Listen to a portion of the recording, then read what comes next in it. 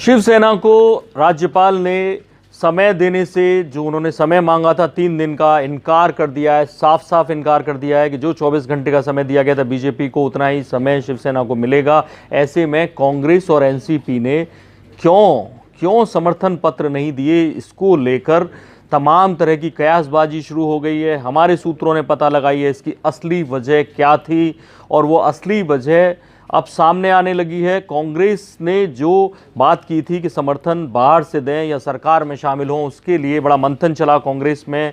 10 जनपद पर मीटिंग हुई। पहले जयपुर में एक दिन पहले सारे बड़े नेता पहुंचे, वहां मिले। मल्लिकार्जुन खड़गे पहुंचे, सुशील शिंदे पहुंचे, अशोक चव्हाण तो थे ही उनके साथ। खुद राजस्थान के मुख्यमंत्री वहां पहुंचे और उन विधायकों से बात की। 39 विधायकों ने, 44 में से 39 विधायकों ने लेटर लिख के दिया था कि हम सरकार में शामिल होना चाहते हैं। ऐसे में केसी वेणुगोपाल, जो महासचिव हैं कांग्रेस के, वो सोनिया गांधी के घर पे तमाम बड़े नेताओं के साथ पहुंचे। दिल्ली सारे बड़े नेता आए और उसके बाद सोनिया गांधी ने कहा मैं एक एक करके सभी विधायकों से बात करना चाहती हूं।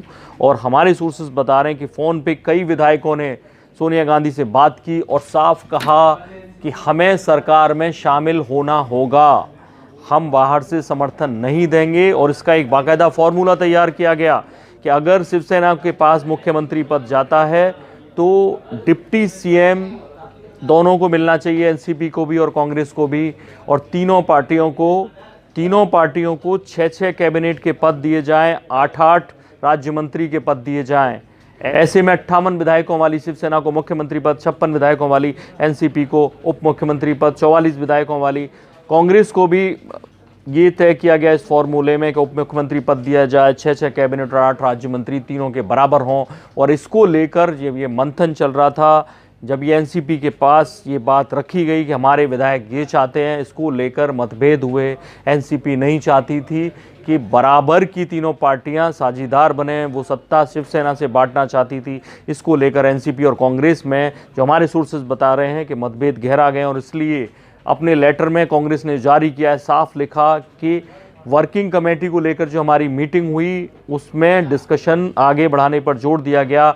और अब ये बात की जाएगी मुंबई में, पवार साहब से बातचीत होगी। उस लेटर में साफ साफ शरद पवार से बात करने की बात लिखी है।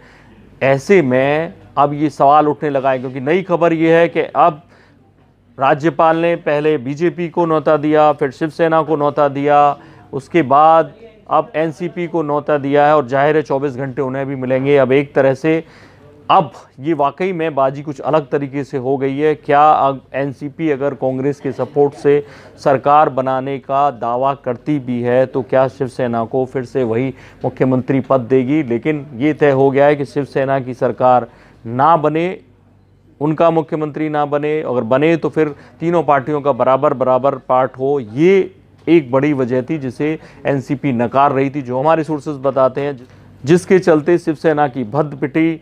उन्होंने और समय मांगा और संजय राउत हॉस्पिटल में भर्ती हो गए। जब ये खबर आई थी तभी से लगने लगा था कि शिवसेना की सरकार नहीं बननी है।